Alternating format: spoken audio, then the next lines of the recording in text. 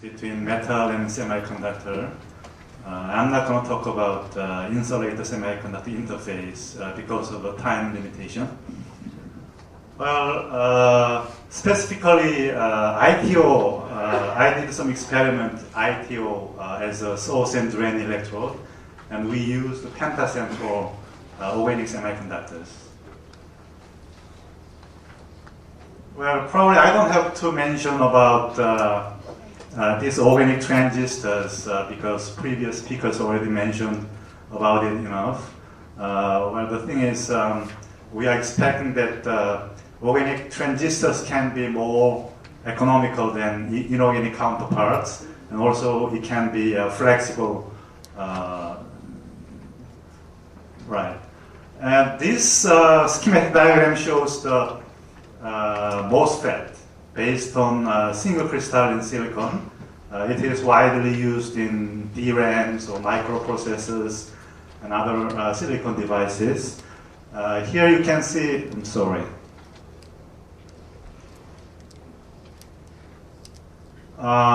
So-called MOS structure, you have gate metal, and then insulator, especially SiO2, and then you have single crystalline silicon right beneath it.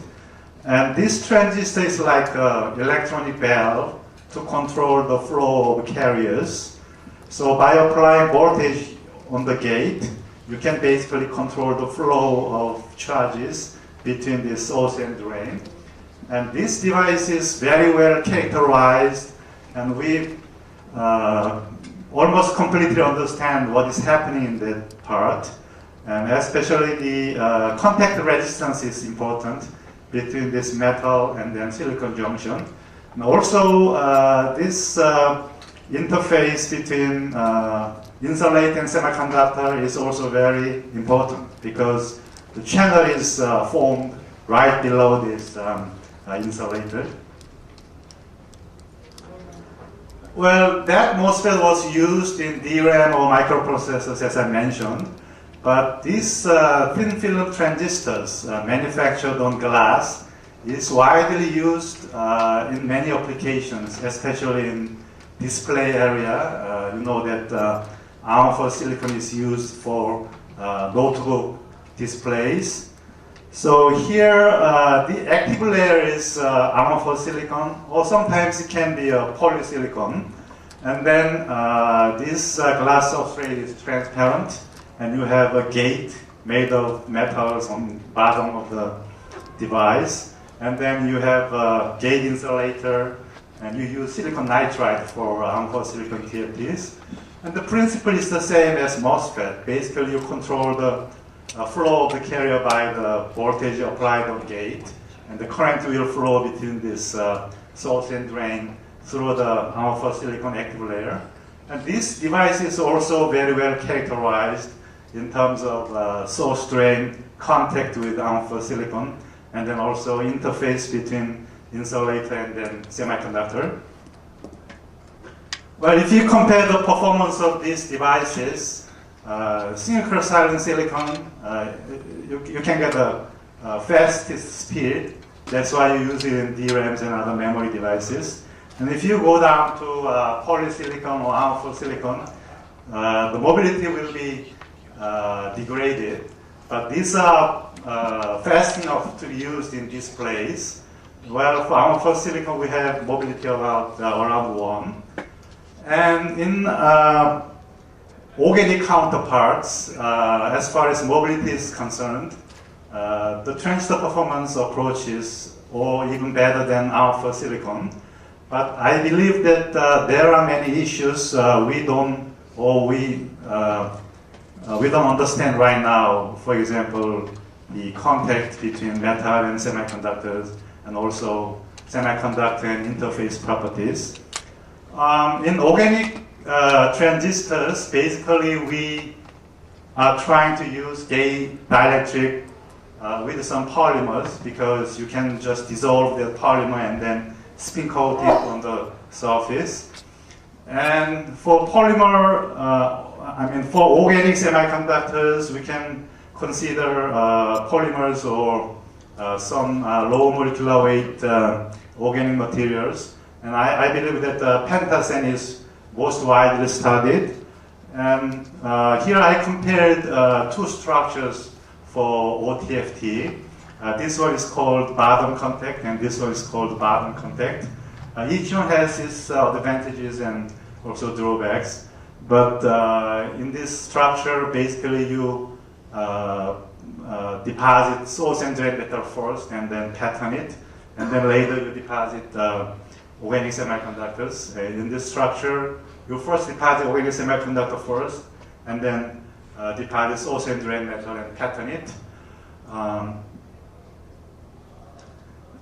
Well, the issue is the resistance between the source and semiconductors, and also source and semiconductor and drain.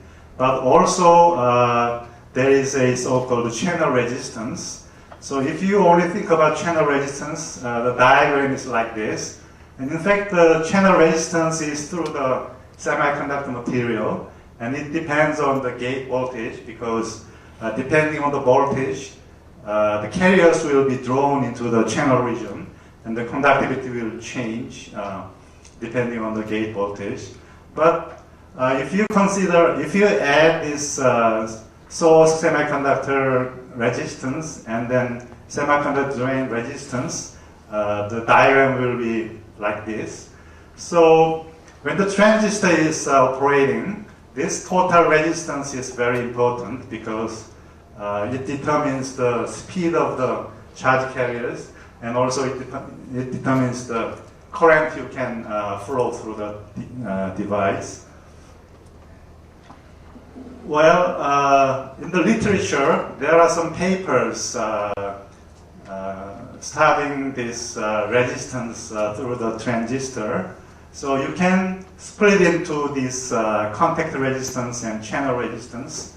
And it also depends on the voltage applied on gate. So as you increase the gate voltage, usually the channel resistance goes down.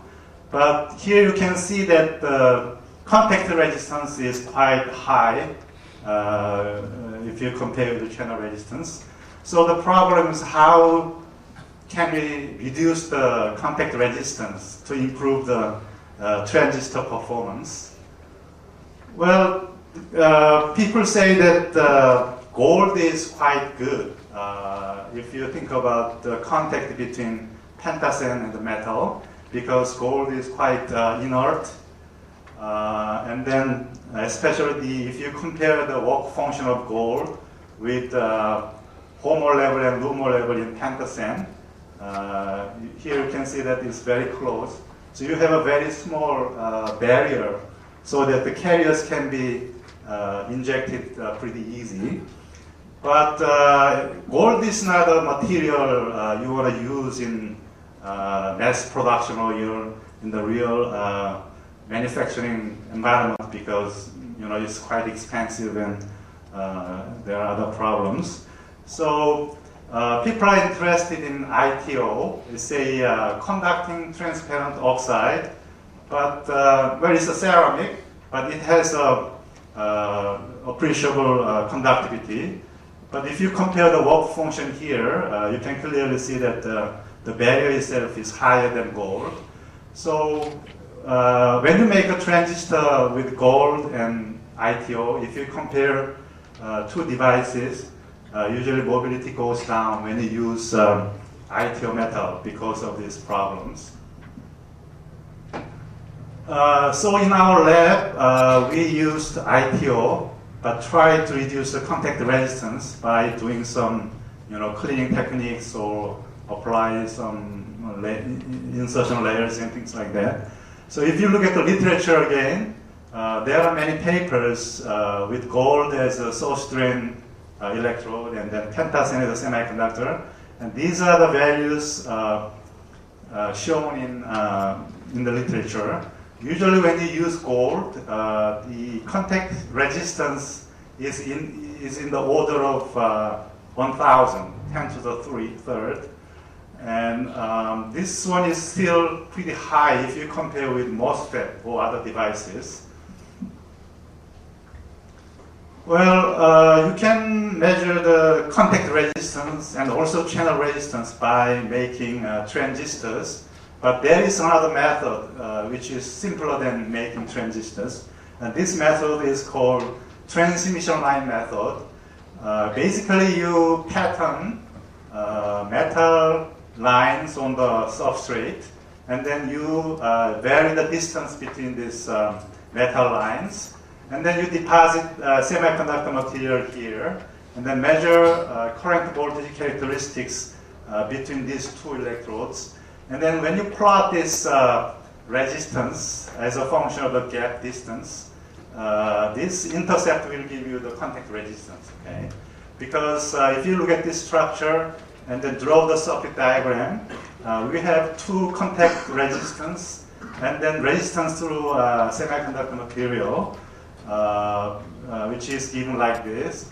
But if you extrapolate this up to here, then the distance becomes 0, and then the semiconductor resistance will disappear. So from this intercept, you can find the contact resistance between metal electrode and semiconductors. So we are trying to use TLM method, and then the metal line is made of ITO material, and then we deposit pentacene on top of it, and then measure the current voltage characteristics between electrodes. So we tried several methods to treat ITO surface because we believe that the interface can be worse than gold pentacene interface because ITO is a ceramic material. So first we tried wet cleaning, and then we also tried oxygen plasma treatment of the surface, and we also tried putting SAM layer on ITO before depositing pentacene, and we use OTS material. And then we also spin coat P.PSS material because it is well known that this material is a hole injector in OLED device. Pentacene is a P-type semiconductor, so we are trying to inject holes from the metal to the semiconductor. So we also tried this P.PSS by spin coating on the metal surface. Well, first we measured roughness of the ITO surface before we deposit any material, and this is a AFM results. It shows that roughness is around 1.3 nanometers. Well, if you clean with organic solvents, the roughness goes up a little bit. And first we tried several deposition conditions for pentacene because sometimes the morphology of pentacene depends on the growth rate and also substrate temperature. So we also believe that the pentacene morphology can have an effect on the contact resistance. And this one shows two sets of experiment. Here the growth rate is about 0.3 angstrom per second, and here is 10 times higher, 3 angstrom per second. And we change the substrate temperature between room temperature to up to 90 degrees centigrade. And as you can see here, when you lower the deposition temperature, usually the grain size becomes bigger and the morphology is better with a low deposition rate. And we also found out that the 70 degrees centigrade is like an optimum temperature because at this temperature the surface roughness of the pentacene is smallest. But you can see that the surface roughness is significantly increased if you compare with the ITO surface and then the pentacene surface, which is grown on ITO. So we measured contact resistance by TLM method, and then we compared 3 different methods for ITO surface cleaning. This is without any cleaning, and this one with organic solvent cleaning. And then we tried RCA cleaning where we basically use inorganic alkali and then hydrogen peroxide solutions. And this contact resistance is in the order of 10 to the 8 to 10 to the 9. And if you normalize this into with the width of the material, and the width of the electrode, the order will go down by 1. So the normalized contact resistance is in the order of 10 to the 7 to 10 to the 8, which is about 10,000 times bigger than gold. So really there is a problem with ITO and then pentasem because this resistance is pretty much higher than gold and pentasem contact. So I don't know how we can improve this one. But well, next thing we did is we applied self-assembled monolayer.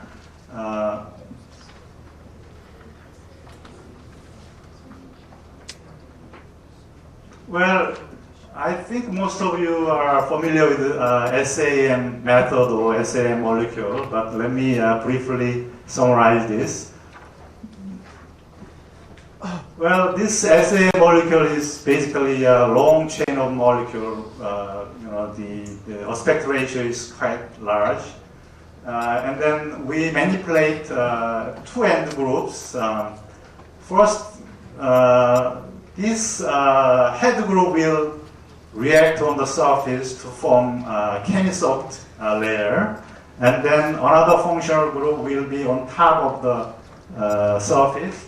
And when it deposits like pentasem on top of this, this property of the surface group will determine how the molecules will be arranged on top of it or how it will grow, because surface energy can have an effect on the organic crystal growth. So by using this same material, we can improve, we hope we can improve the morphology of the pentasem and also the adhesion and other things by using this same molecule. So we tried this octadecyl trichlorosilane.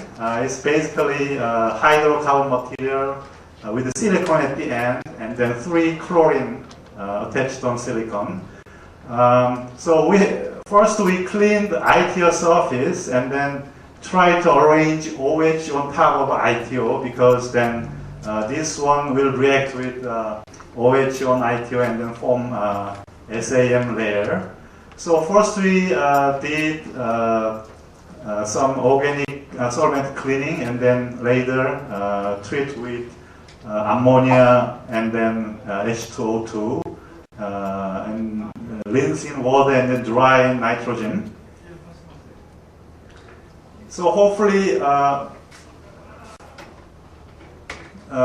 we can expect this kind of reactions because some moistures will be on the surface, and we'll have a chemical reaction between OTS, and then finally we are expecting to have a very stable silicon oxygen network on top of ITO. And then on top of this SAM layer, we grew pentasem by thermal evaporation. And well, we could notice that the roughness becomes smaller compared to better ITO surface. And then the morphology also is improved. Well, in same process, sometimes you have to identify whether you really have a monolayer on the surface. And one of the methods is to use surface IR, or you can use quartz crystal microbalance.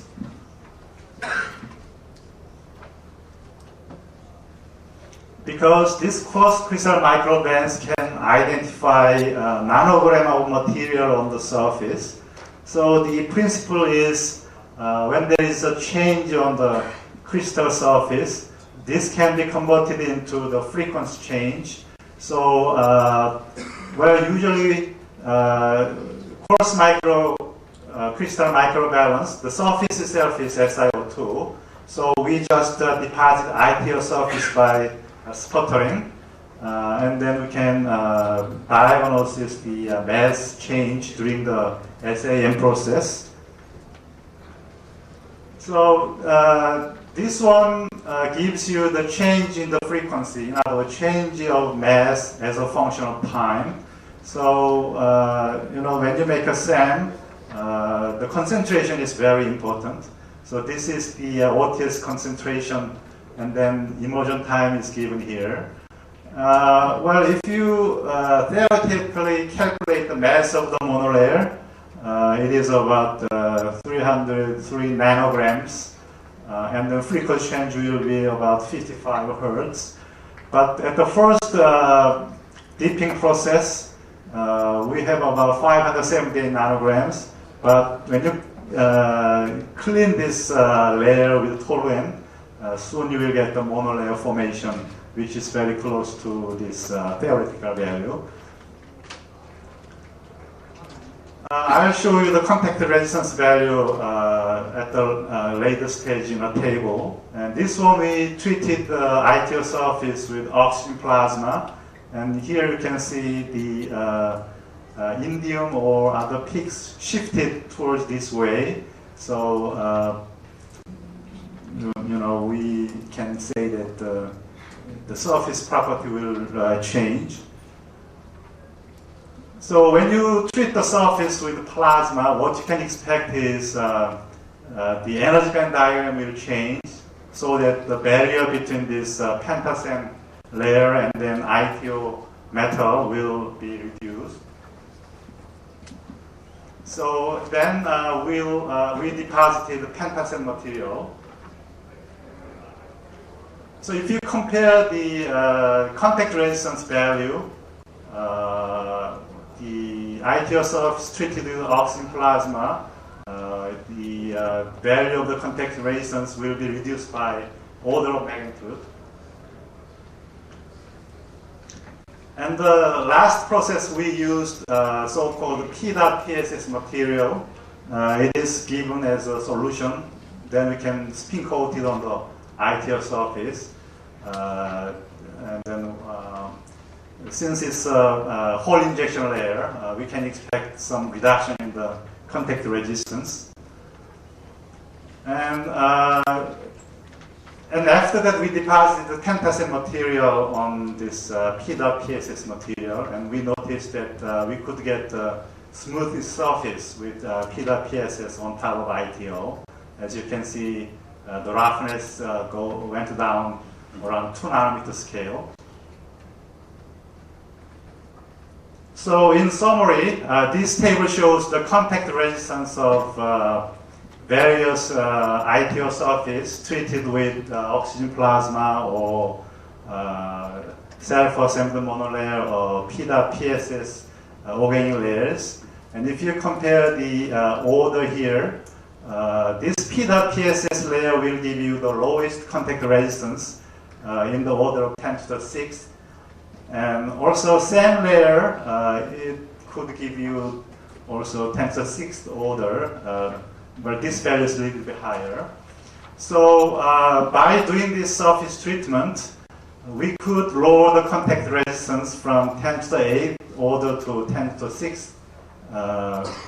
This SAM and P.PSS layer is quite effective to reduce the contact resistance. But the problem is it's still 1,000 times higher than gold pentasem contact resistance. So we are still working on other methods. We are not sure how low we can go, but this kind of surface treatment can help you to reduce the surface contact resistance. Thank you.